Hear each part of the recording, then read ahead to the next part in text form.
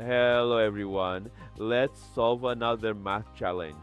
Many people look quickly and already mark the wrong answer. So think calmly, follow the right order, and see if you can get it right before the explanation.